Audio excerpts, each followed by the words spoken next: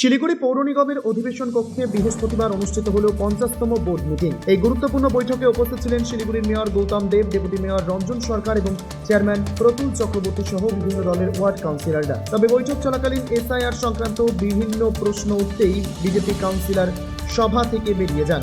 যদিও তাদের দাবি এটি ওয়াকআউট নয়, পূর্ব নির্ধারিত কাজ থাকায় তারা অনুমতি নিয়েই সভা ত্যাগ করেন বলে জানান। এদিনের বৈঠকে একাধিক গুরুত্বপূর্ণ বিষয় নিয়ে আলোচনা হয়। বিশেষ করে আসন্ন বর্ষা মৌসুমকে সামনে রেখে কি ধরনের প্রস্তুতি নেওয়া উচিত তা নিয়ে বিস্তারিত কথাবার্তা হয়। বোর্ড মিটিং শেষে সাংবাদিকদের মুখোমুখি হয়ে মেয়র গৌতম দেব জানান, আগামী 6 মের পর থেকেই বিভিন্ন উন্নয়নমূলক উদ্যোগ গ্রহণ করা হবে।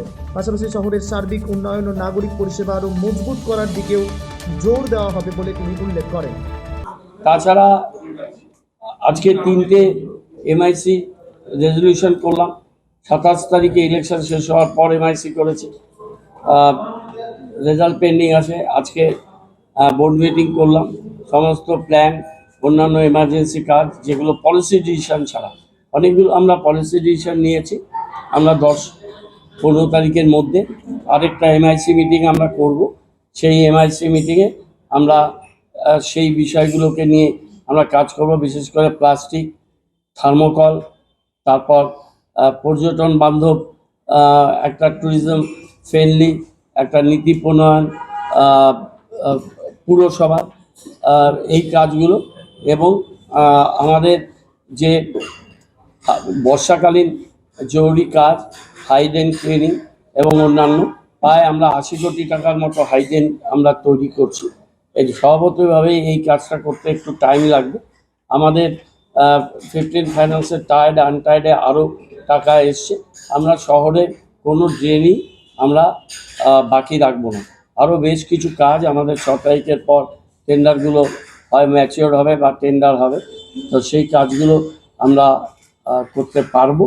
এবং আজকে আমাদের 2-3টে কোশ্চেন ছিল, 2-1টা কোশ্চেন অপোজিশনরা উইথড্র করে নিয়েছিল। এসআইআর নিয়ে প্রশ্ন এসেছিল, কলিং অ্যাটেনশন, সেটা আমরা উত্তর দিয়েছি। আর অন্যান্য যেগুলো রেগুলার বিষয় ছিল সেগুলো দিয়েছি। বিজেপি মিটিংয়ে অংশগ্রহণ করেছে, কিন্তু এসআইআরের আগে তারা তাদের কিছু অকুপেশন আছে বলে তারা বেরিয়ে গেছে।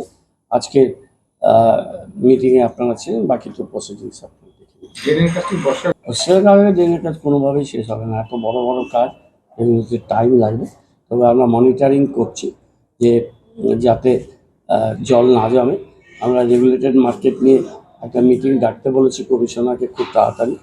পথশ্রী নিয়ে কিছু কাজে মানুষের অভিযোগ এসছে, কাউন্সিলরদের অভিযোগ এসছে, সেই কাজগুলো বড়ভিত্তিক এয়ারমার্ক করে আমরা এবিডির সাথে কথা বলছি। আপাশে এখনও 500-র মতো কাজ টেন্ডার ম্যাচিওর হয়নি, টাকা এসে গেছে, সেই কাজগুলো করা।